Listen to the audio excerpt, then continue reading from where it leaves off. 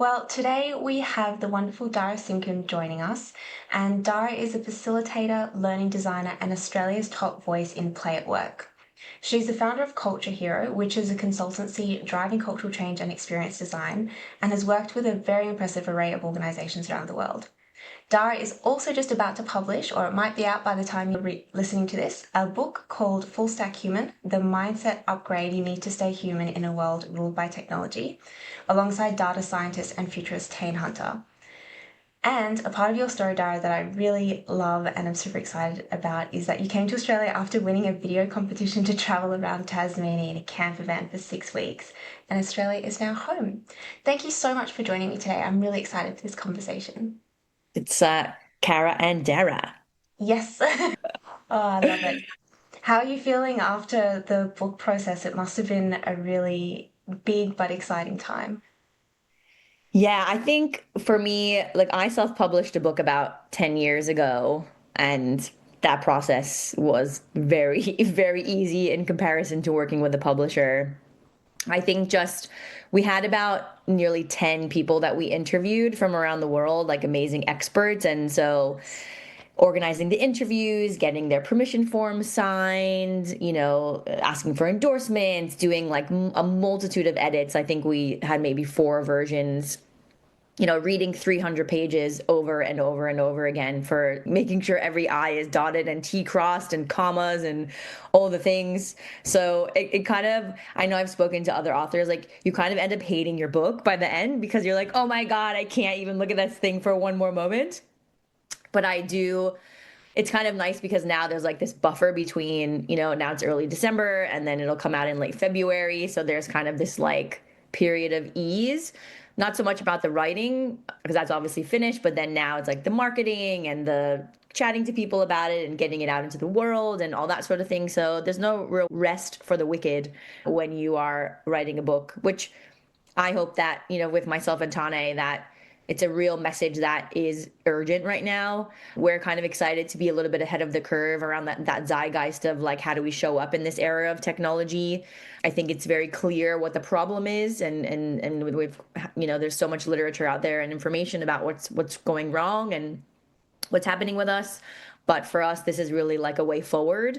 And what we've tried to achieve is an accessible way forward because the things that we're sharing in the book are all human qualities that we already possess. So it's more of a kind of remembering and a reclamation of our humanity than trying to like optimize or upskill or whatever that is. It's really just cultivating these capabilities that already exist within us. And it's so timely. I mean, Mm, it's something that I think we all increasingly crave. But what I love about the sound of the book as well is that it's quite tangible because I think there's a mm, lot of literature, as you said, around the problem, but bringing the two of you together to, what do we actually do about it? Because it's all very well to have like intention to, spend more time outside, for example. But in today's day and age, as you said, there's so much focus on optimization. I really love that it sounds quite practical. And mm. especially like staying human in a world ruled by technology. How did you sort of get to that idea or that space? Like what sparked this inspiration for the book? Well, trying to come up with the subtitle was ridiculous. I think we had probably 50 that we went through Nice. because full stack human is quite an abstract concept if you don't know what it is, trying to find that subtitle that kind of brings it to life. So when you look at it, you go, "Oh, okay, I get it." Because if you just saw full stack human, obviously it's about being human, but you wouldn't necessarily know what it's about. So Tane is a science communicator. He's got a background in data science. He's a researcher, and so he had originally come up with this concept around full stack human quite a few years ago around this idea of from full stack development. So in computer programming, if you're a full stack developer, you can really create a program from end to end. So you know the bits and bytes, the data, the zeros, the ones, all the back end programming, but then you're also able to build an interface and that user experience. So for us, when you're a full stack human, you understand your back end programming. So these are around our cognitive biases, which we actually have 188 documented biases, which is basically how our brain works to, create solutions and find answers when we don't have all of the data. And that includes like negativity bias and confirmation bias, which are more kind of popularized in recent years. But we really try and unpack some of these biases, especially the ones that exist in business, where confirmation bias might mean we're hiring the same people that are like us, and we just create this echo chamber, right? And so what we've really tried to do is take scientific information and make it really funny and accessible and real. And so we unpack your cognitive biases, the kind of evolutionary hangovers that we have as well around tribalism, this kind of us versus them mentality, which you can definitely see, especially within political parties and things like that. Then we've got achievement syndrome, which is from a great researcher called Michael Simmons, really looking at this affliction that we have with achievement and success, and this constant need to strive to be efficient and productive, and what that actually does to our humanity, and really kind of makes us seem like machines. And then we look at our change, our relationship to change, which is an immunity to change framework that comes from an amazing thinker, two thinkers from Harvard University, Lisa Lahaye and Robert Keegan, really looking at why does change feel so hard? And actually, it's because we're wired to survive, right? That's like our basic instinct is survival, but then we're also now wired to grow and evolve. And so we have this like intense psychological tug of war that's happening of like, I don't want to die and I want to thrive. And so understanding that and unpacking it in a way that's accessible means we can start to understand like what are our fears and worries and our behaviors and our big assumptions about ourselves and the world that make things like being healthier or starting better habits, why that's so difficult. So that's sort of our back end, right? Then what we have is our sort of recommended upgrade, which we call the 5-layer stack. And that's around serious play, which is obviously my level of expertise. Then there's strategic hope, intelligent optimism, radical curiosity, and embodied adaptability. And so this, if you think about it, like we already possess the qualities for play. We already are able to understand what it means to have hope because we've almost definitely experienced hope in our lives at some stage. Intelligent optimism is actually, it's intelligent because we're seeking out stories of progress, and we're optimistic because we know there's a better future being built and there's people out there who are making changes in the world. We talk about your kind of information diet, about how whatever you're feeding the algorithm, if you're looking at doom and gloom constantly, then you're going to be constantly fed doom and gloom. And so we talk about how do you kind of create a narrative nosh that feeds you, just like we want to eat healthy food. We compare kind of junk media to like high fructose corn syrup and processed cheese, right? It has a very similar effect on us mentally and physically. We just probably don't understand it at that level. Then we talk about radical curiosity. So really not trying to talk about, oh, we need to be curious. It's like right now pushing up against the status quo, asking questions, saying like, why are we doing it this way? Or what if we tried it this way? Like that's a really radical act, especially within business. And so speaking to another amazing thinker who's from the UK, David Pearl, he talks about wobbling the jelly. It's like when you ask questions, you're kind of wobbling the jelly and realizing that what is happening is really just it's malleable, it's jelly, it's not this concrete thing that we can't push up against. And I think sometimes when we think about decisions or concepts or systems as permanent, and more concrete, we don't feel like we can then push up against them. So when we create that metaphor about it being jelly, then we can kind of wobble it, right? And go, well, what about this? Then we talk about embodied adaptability. So adaptability is a huge concept right now. It's being blasted across every news article from Forbes to McKinsey studies, whatever. But being adaptable is not like, here are 4 steps of how to be adaptable. It's really about linking it to play, which is what Tane and I do, and thinking about how play and adaptability are sort of the same thing from an evolutionary perspective. When you look at the animal kingdom and mammals, elephants play and dolphins play and monkeys play and birds play, like it's all sort of training for the unexpected. And so when we think about our capacity to be adaptable, it really is about flexing our play muscle and being able to have that level of curiosity and excitement for the unknown, and allowing ourselves to find these moments of playfulness in a more low stakes environment, and which is what my work is very much about, is how do we find moments of play in low stakes environments so that we can build up that kind of confidence and awareness that we are capable. And so when the stakes are higher, we've already had some practice around being able to do the thing. And that's a lot about my work around applied improvisation, which we can talk about later. So that's sort of like this 5 layer capability and this kind of 5 layer stack. And I've been thinking about stacks a lot. I have a burger tattoo. And it's like when you think about like stacks are amazing. There's like burgers and a pancake stack or tiramisu or lasagna. Like stacks are integrated and they work off of each other. And a burger's not good if it's just a patty, and lasagna is not good if it's just the pasta. Like you have these integrated layers that create such variety and this beautiful coexistence, and it just makes things better. So it's like instead of trying to figure out how to see these 5 layers as something that are different and kind of compartmentalized, they all kind of complement each other. When sort of play goes offline, then like intelligent optimism kind of just becomes like a bit of a grind. Same thing with hope. So they're all very much interconnected. And then when we go back to that metaphor of the back end and the front end we have 3 chapters, which is about full stack mental health, which we have a really fresh take on the concept of mental health. We interview a couple of our really great friends who are in the mental health space, who are really redefining the way we approach mental health. There's also the full stack leadership chapter and the full stack culture chapter.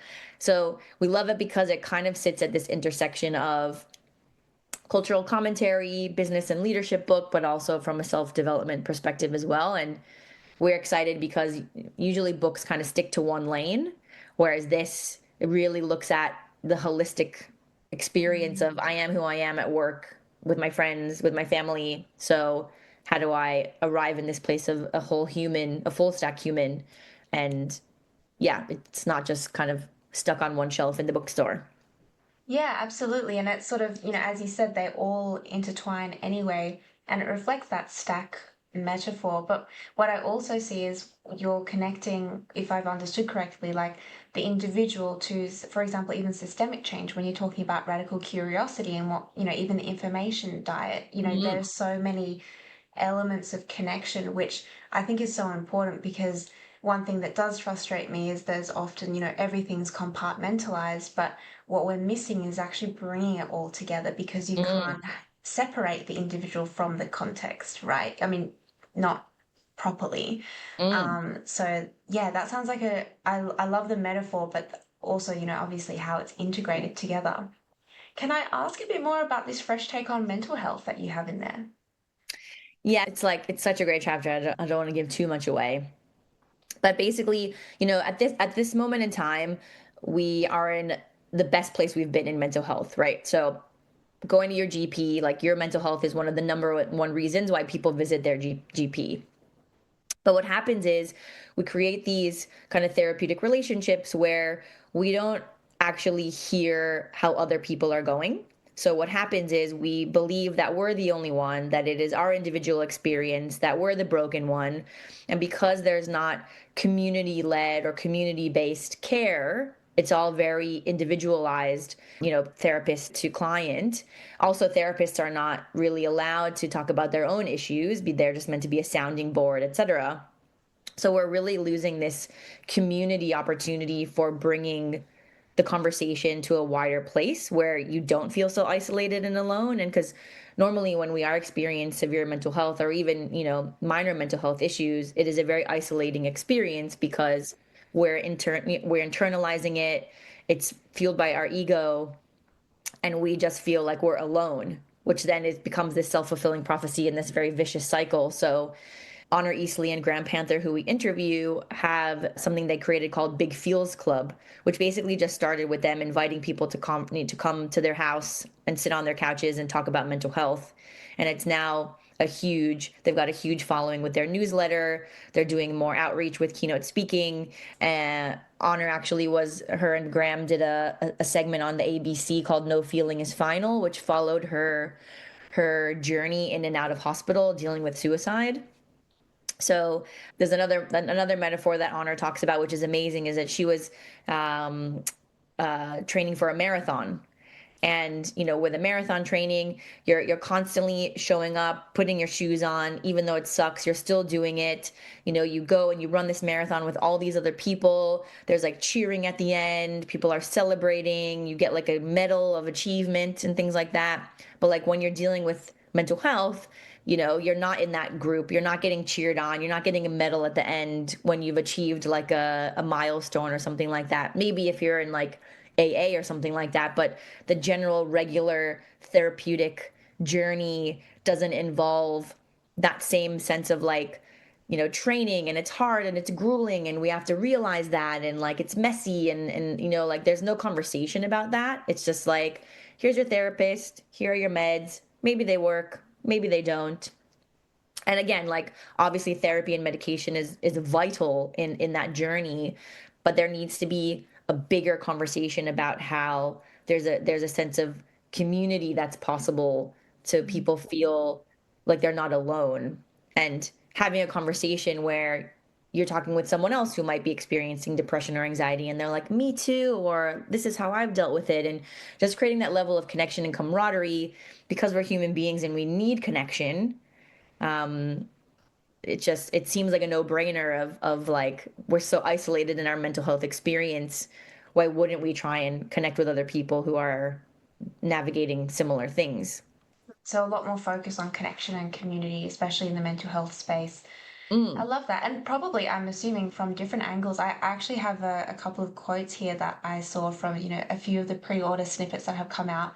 And one that I absolutely love is a quote: "We're operating from Paleolithic emotions, medieval institutions, and godlike technologies. No wonder we can't keep up." And sort of mm, mention about how our brains are exhausted from trying to keep up with endless change and mm, stimulation, but how productivity hacks and wellness apps don't work. They just treat the symptoms, not mm, the root. And presumably, like with the hacks and the apps, possibly fuel it even more.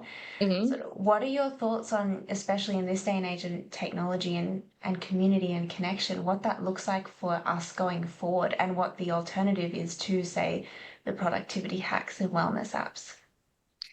Well, I think it's people having agency and accountability and understanding how they are, right? And so we have another amazing thinker that we interviewed, Reggie Butler, who is basically a bias expert, and he's run this amazing program at Google called Examined Human, which really looks at examining our humanity. And sadly, I just want to make a little shout out because Reggie passed away in November, and we interviewed him in July. So I feel so grateful to have had his content in the book, because he talks about our origin story, and our biases are really built off our origin story around how we were influenced as young people. And so from around 0 to 10, we're like a sponge, right? And the way that we manage stress is how we watched our parents deal with stress, or how we identify our relationship with money would be how we're taught the value of a dollar from our parents or our community or our religious upbringing, whatever it is.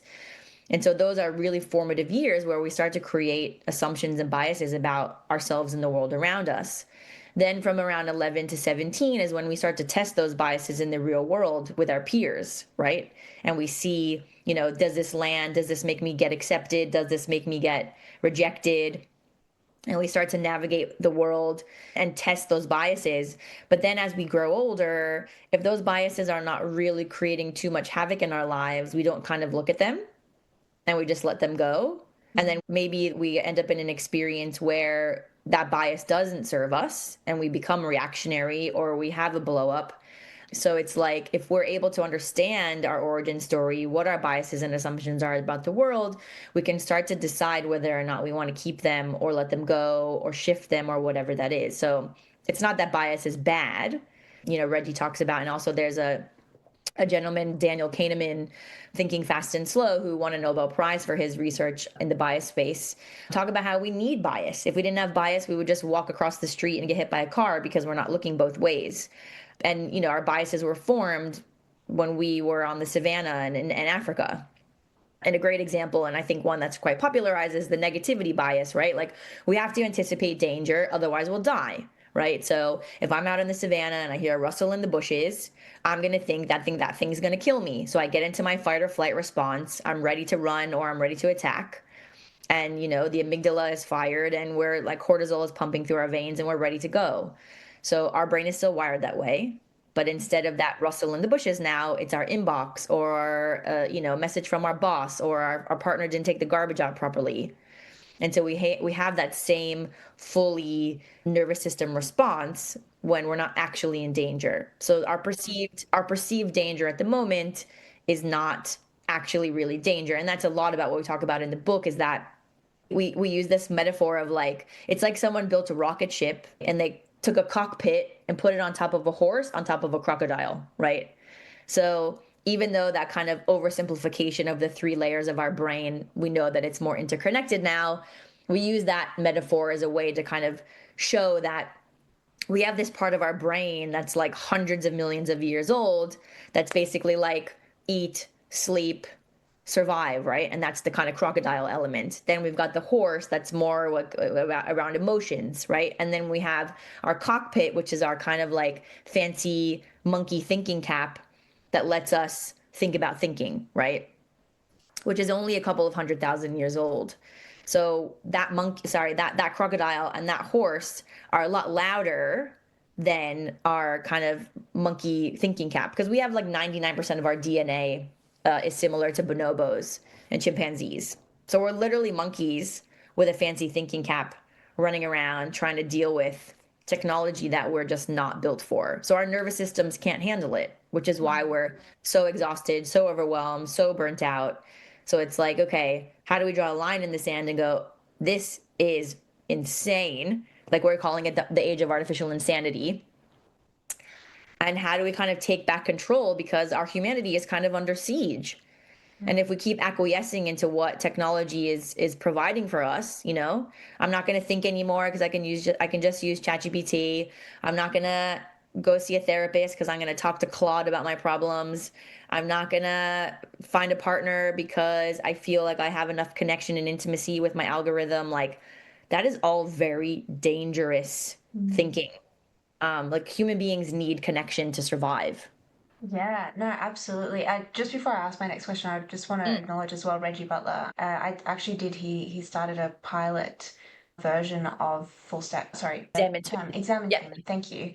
In Australia, so I Mm, was lucky enough to do that, and his approach is just it was it just turned the whole what you knew on its head. And it was so valuable. So I'm really glad that you're able to carry his work forward because, and mm. to keep talking about that because it seems very unfinished, unfortunately. Yeah. It was an And I amazing think just thinker. the way that he was able to language it. Again, it's like, how can we make concepts which can feel quite dense around neuroscience, anthropology, behavioral science? How do we make those conversations more accessible so Mm. that anyone can talk about it, anyone can understand it? So I think sometimes people sit up in their academic ivory tower and want to sound really smart and pump out these books that have a really high level, or sorry, like a really abstract way of talking about it. But it's like, how do you meet people where they're at so they can, go, oh, this makes sense, or like this metaphor makes it really understandable, or, and I think that's what we've really tried to achieve in this book, is like making difficult concepts accessible. Yeah. But I agree. I mean, what's the point of knowing or even trying to communicate a concept if it's not accessible? People don't need to, sound smart about it. It needs to be received by whoever you want to receive it. And so put it in whatever language that may be. I think that's why I really like how it sounds really practical as well, because, Mm, especially translating the concept into action. And on that, so you're saying the age of artificial insanity, and I'm really curious what your thoughts are, and without giving too much away, but what people can do sort of day to day, because I mean, obviously for the majority of us, we can't just like chuck out our phones, put the computer out the window, but we need to have some level of, better balance. And even, I've noticed my attention span has changed over the last 5, 10 years. And it is, you have to be very intentional to step back and to reconnect with self, with community. Sort of what's the latest thinking, and what are you doing to apply that in your life to find more connection and balance in the technology space? And look, I think what we are very explicit about in the beginning of the book, Tane and I, is that, we're not coming at this as like we've solved the universe and we're the most full stack humans on the planet. Like that's not it at all. And yeah, writing the book has also given us so many tools based on the people that we interviewed as well. It's like when you write a book, you're kind of like, oh, I want to share this with these people. I've got these great ideas, but then you end up learning so much, and you're like, Mm. wow, okay, I'm now the student in this. And I think one of the things that we talk about, and it's in the conclusion, is at the end of the day, how can you ask yourself, how was I human today? It's a really simple question for you to just have a check in and think about, what did I do today that was actually really human? And whether that is going for a walk or talking to a friend or sitting and enjoying your meal, not standing at the counter and hailing it because you're late, you know what I mean? So I think that even that little tiny check-in at the end of the day can help you start to gain perspective around how much of your day is done being a productivity machine. Mm. And whether that is stretching your body or just creating more intention around how you connect to self. And it doesn't have to be complicated. You can just like pause for 2 minutes and take a few deep breaths.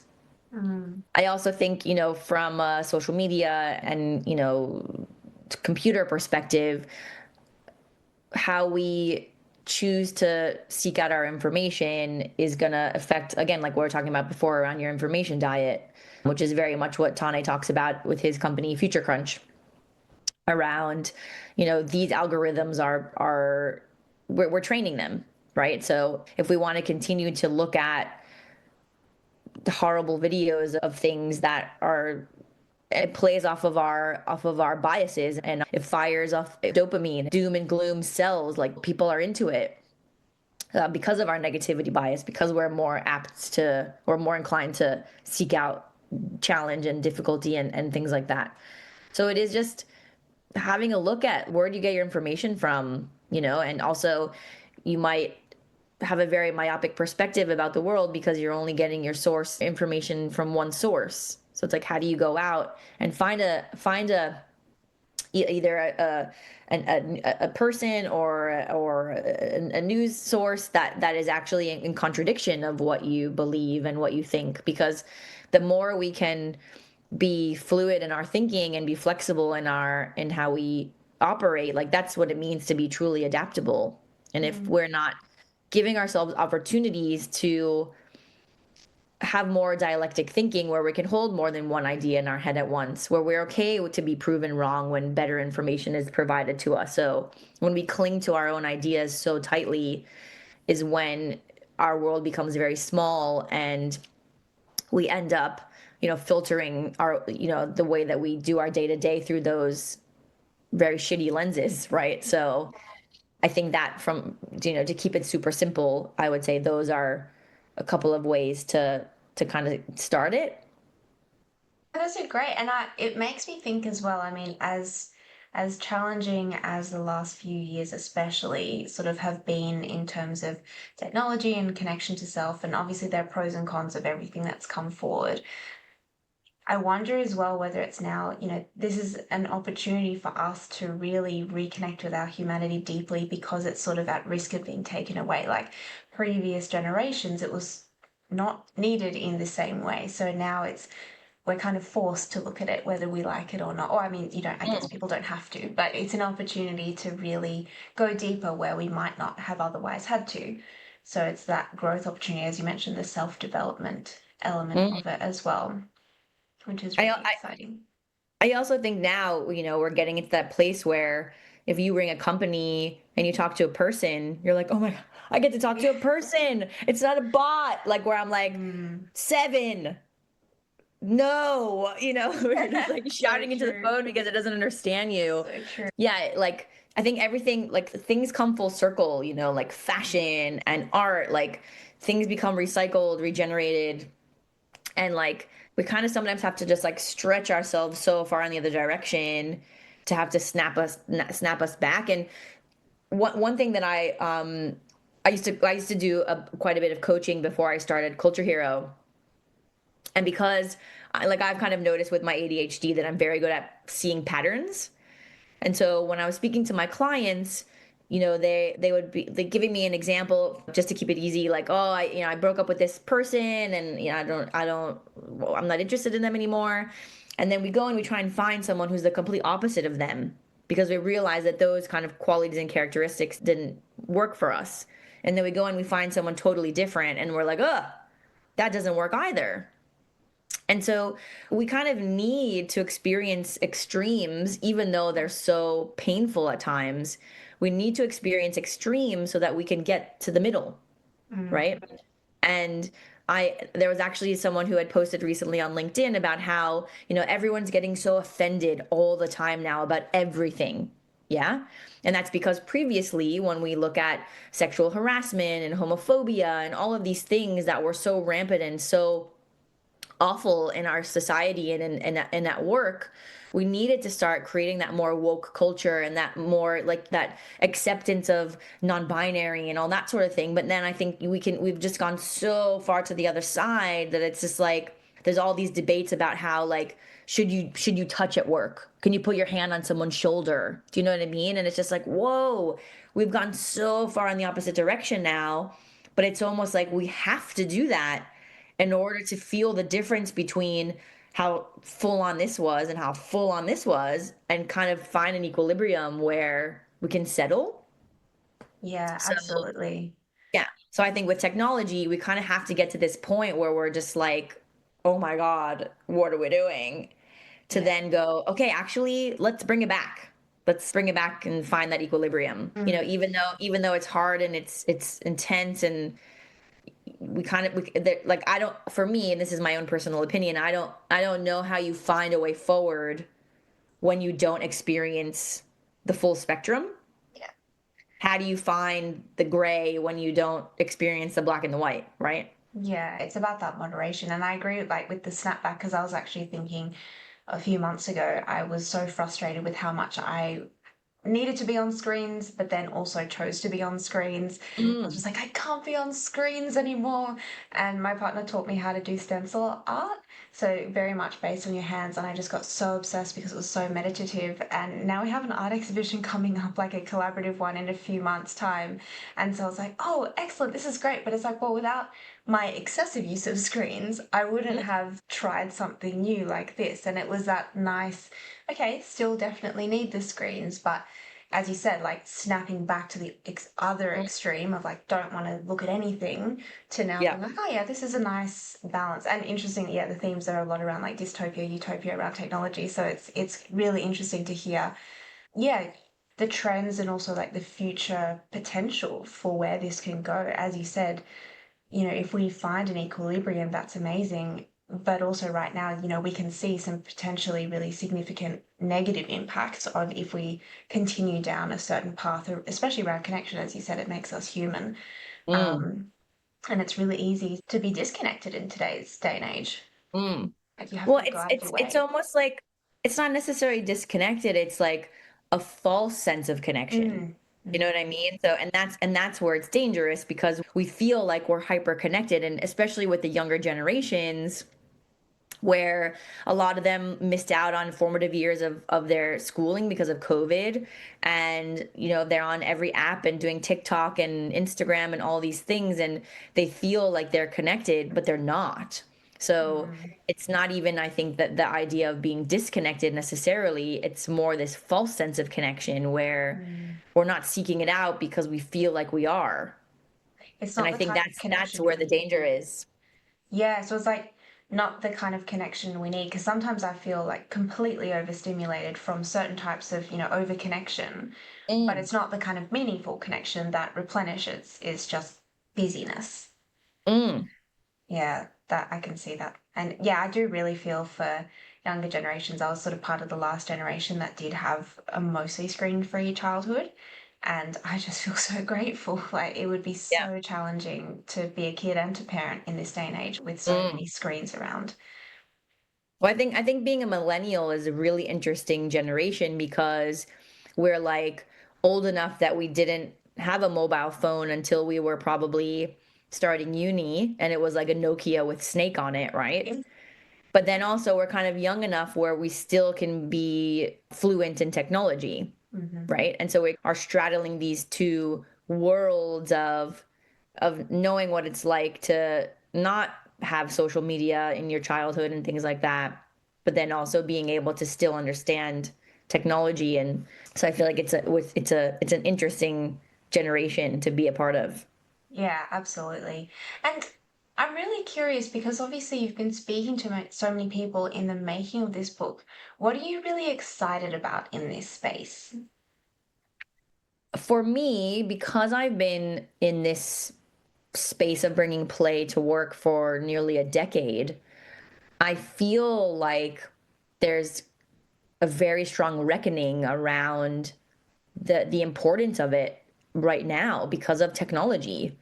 And we need to connect to our creativity and our curiosity and our empathy and all of the beautiful qualities of what it means to be a playful human being are so imperative right now. And I feel like with the work I've been doing, it's and not to blow smoke up my own ass, but it's like I've kind of been like ahead of the curve where I'm like, this is important. This is important. We really need this. Like while I was kind of digging through old things that I had written for the book, I came across this LinkedIn article that I wrote, I think nearly 6 or 7 years ago, that was talking about technology and how we need to be more human and how technology is going to take our jobs, kind of thing. Yeah. So I feel like I have been sitting and waiting for the pain to be greater than not.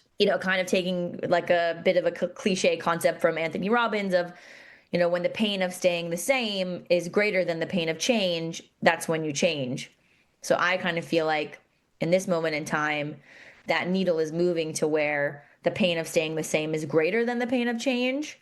And even though a lot of people fear change, that's a huge message that I share with my business is don't fear change, play with it, experiment with it, find levity, find curiosity, find opportunity and possibility. So yeah, the more we kind of fear the unknown, the worse it feels. Yeah. And in the book I talk about anticipatory grief. So when we were experiencing COVID, we had this anticipatory grief because it's like this thing that you don't know what it is. And you can, when COVID first started, right? It was like there's this thing we don't know what it is, we don't know what it's capable of, we don't know what's going to happen. So you're like grieving the anticipation of what is going to go wrong. And I feel like we're experiencing the same thing with technology. We have this anticipatory grief around this thing that is growing at such an exponential rate that our little brains can't even understand it. Like in the book, we talk about how the internet took around a decade to reach 1 billion users, right? It took ChatGPT 2 months to reach 100 million. That's the largest kind of uptake of a technology ever in human history, right? Yeah. So we have this, yeah, we're like anticipating this thing that we don't even know what's happening. And I love this. There's Rihanna Brown like a futures trained researcher and speaker, and she talks about how like we don't know what the future is. We can only know what's happening right now. And it's only now that's going to help us figure out what's happening in the future. And so instead of worrying about what's going to happen in the future, what can we do that's in our control right now? Mhm. Um, and again, like that is like realizing that creativity, things that are going to be handmade and people coming to your house and you know doing things for I just feel like as the years go on, that need of analog, handmade, human stuff is going to be priceless. Yeah. Yeah, it's so true. I actually had another guest on who specifically spoke about presence, and it's this thing of even if we are looking into the future and including futurists, it's like, well, we need to know where we're starting from and we can extrapolate where we might go if we don't make change. And I think that's so important as, we have to be present and we have to be here Mm. before and then we can create the future more intentionally as opposed to just like rolling into something accidentally because we didn't Mm. bother to look.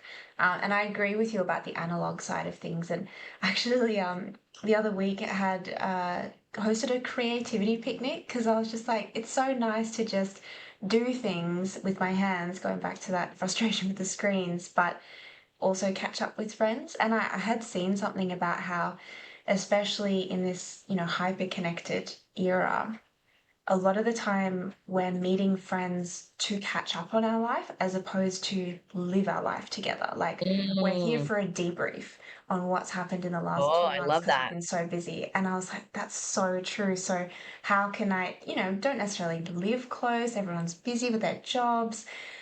How do we still somewhat live life together without it just being a Mm. debrief? And yeah, I agree. Like the analog, the hosting part dinners, doing hand based things together, as Mm. opposed to like just a quick Facebook message or the catch up over dinner is really I powerful. love that. I'm gonna steal that. Yeah, go for it. I'll see. I can't remember where it came from. I No, think but it it's was so learned true. somewhere, but when I saw that, I was like, gosh, that is so true. And at uni, it was so much easier because you were living your life together. But Mm. nowadays, it's also the infrastructure. I remember. Have you heard of Dr. Gabor Mate? Yeah, of course. Yeah, so he's written a book called The Myth of Normal. And I think it was in that book where he used this example of he drove past where he grew up as a child. I think there was a part in Hungary Mm. um, where kids would be playing in the street. There was a butcher, the baker, and now it's a highway with McDonald's. He's like, how do you have community with this infrastructure? That Mm. whole idea of walkable cities. But it is so true. It's like, well, actually, our built environment makes a big impact on our ability to have community as well and connection. Yeah. I feel very blessed because when I first moved to Australia, because I am big in the festival community, Nice. and I have a huge, probably a group of 150 people in my network of friends that come together and create things and build things. And we'd go to festivals and my friends build art cards. We built an entire saloon.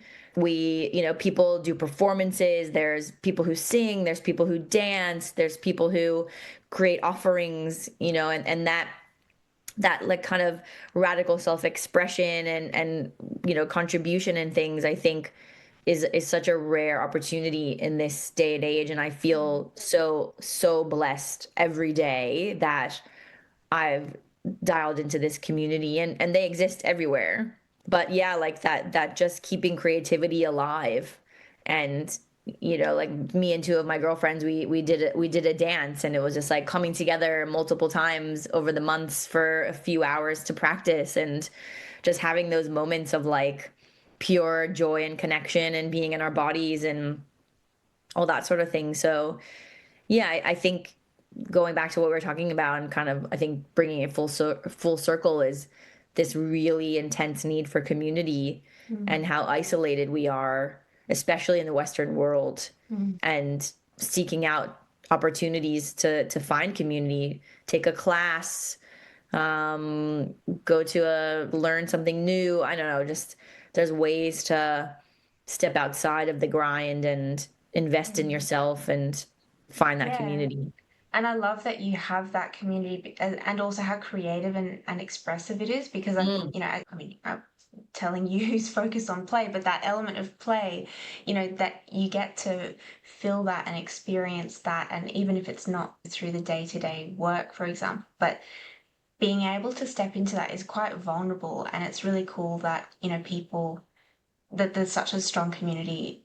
I mean, there are communities that everywhere, as you said, that are doing that, but that you're plugged into that and that you're able to, yeah, I think that so many people have forgotten how to do it. That even Mm. if, they were to go, it takes time to almost like defrost the rigidity of just normal life to like loosen the limbs and loosen the creativity and be like, oh, it's okay to look, not worry about how I'm coming off or just to experiment Mm. and fail and be wrong or not look perfect. I mean, one of the easiest things that you can do is think about what you liked doing as a kid.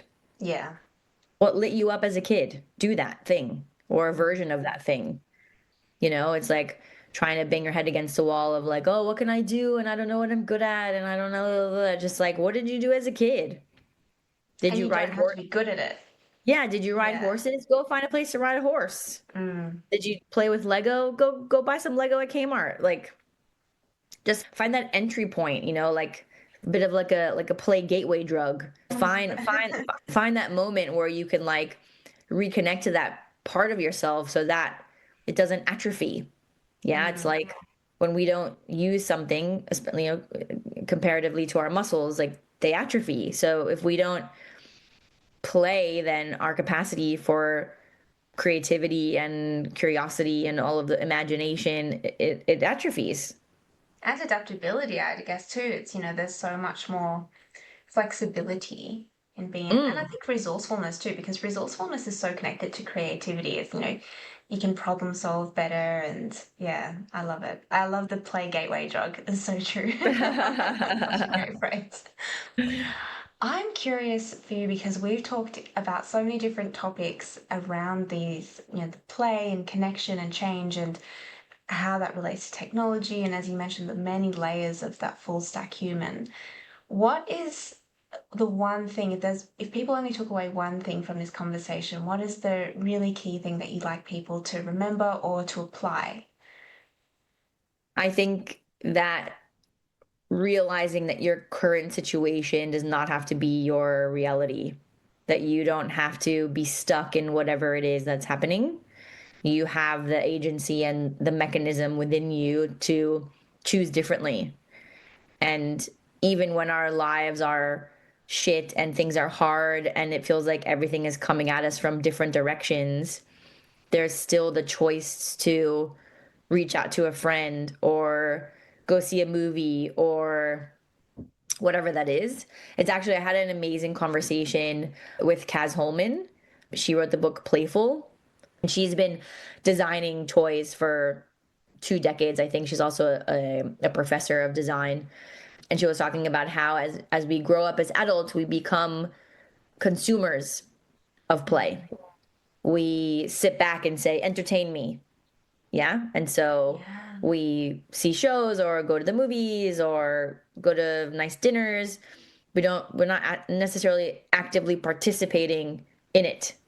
And so how do we find things where we have to lean in and use our hands and our brains and our bodies and not just be a passive player essentially and a consumer of it.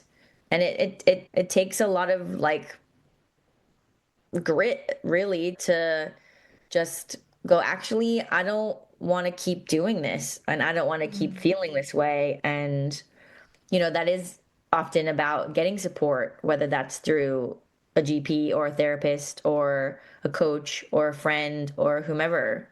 But yeah, I think it's just finding those micro moments where you can engage in something that isn't screen involved Mm. and would likely involve another human being. I love what you're saying about becoming consumers because that's almost sometimes when I was feeling that frustration, especially consuming so much, even that ads, everything's coming at you. It's almost like breathing in but never breathing out. There's just so much Mm, consumption, I can't hold it anymore. But the creating, it's like a relief because it's like, well, I can't actually hold anymore before I have to exhale.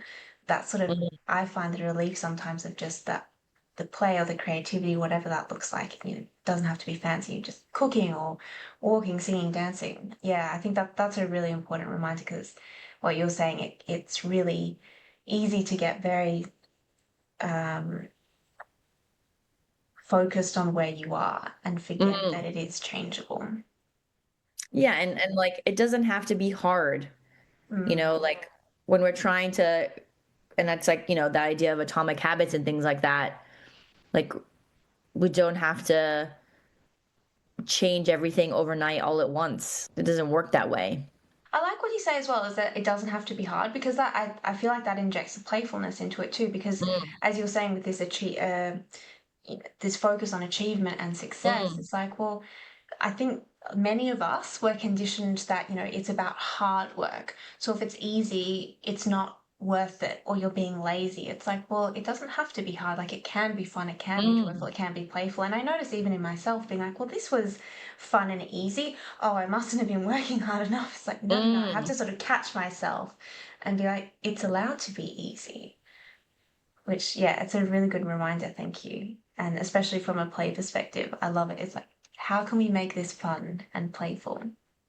Yeah, it doesn't have to be hard. And yeah, I think I talk all the time about blaming the Puritans for, 500 years ago coming in and being like, work is salvation and the things you achieve are what make you fantastic. And if you play, you're the devil, like that's so ingrained in our institutions. It's Absolutely. like 500 years of unraveling that paradigm to be able to Yeah. go, actually, it's okay to have leisure time.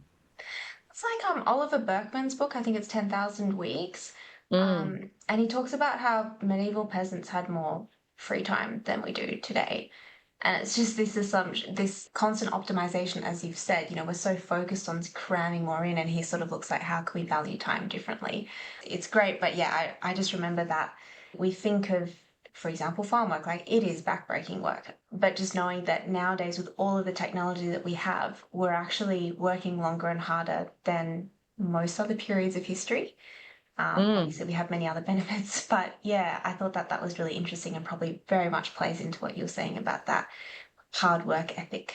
For me, I feel so perplexed by the fact that we essentially are trying to use technology as a way to make our lives easier, but actually it makes it worse.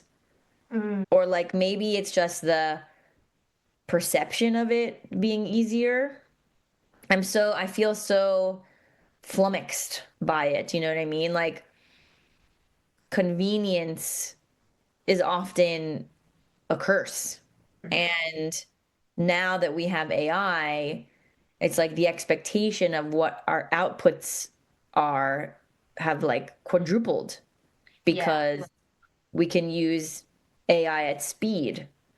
And yeah, I'm so like you could tell I'm like at a loss for words because my brain doesn't compute it. And look, there's so much technology, like you said, that has made the technological advancements in medicine mm.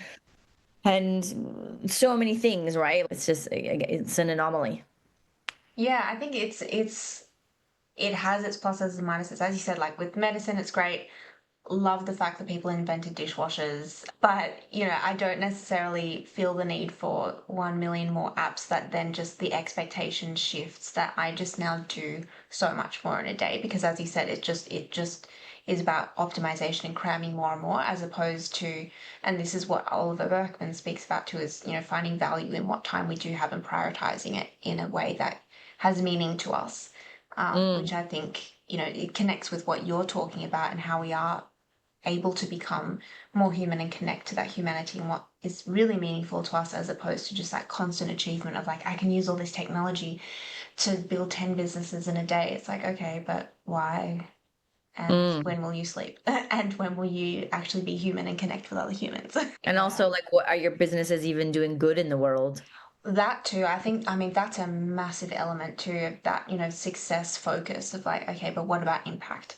And the way that I feel like our society has progressed has been very extractive, Mm, humans and of the environment.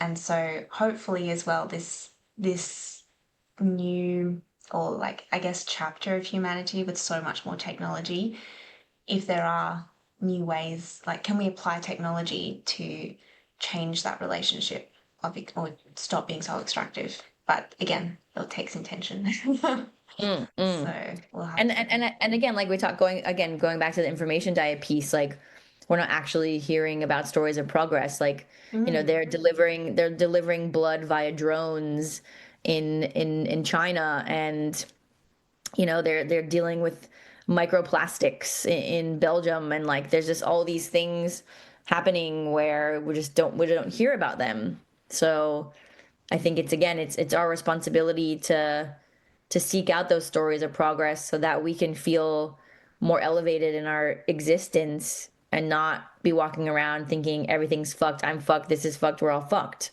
Yeah. Not a nice place to be. Yeah. So yeah, I think like my kind of final message is like, and it might be a little bit cheesy, but it's like everything you have is already in you, Mm, and you don't have to keep looking for it outside. yes. I love, yeah. I think that hits the nail on the head. And so much of what we're sold it back to us, it's like, no, your humanity is there with you. Yeah. That's a beautiful way to wrap it up. Thank you so much, Mhm. Dara. My And pleasure. where can people find you and track down your book for when it comes out? Yeah, the book is available for pre-order on Amazon, Booktopia, wherever people prefer to get their books from. You can check me out at culturehero.co. I'm on LinkedIn. And yeah, I'm around for anyone who wants to have a chat. Also, if you are in Melbourne and you pre-ordered the book, it gets you a hot ticket to our book launch, which we're planning for early March. Exciting. Oh, I'll be there. Yeah, Thank you so amazing. much, Dara. Yeah, Lovely my to chat to you pleasure. today.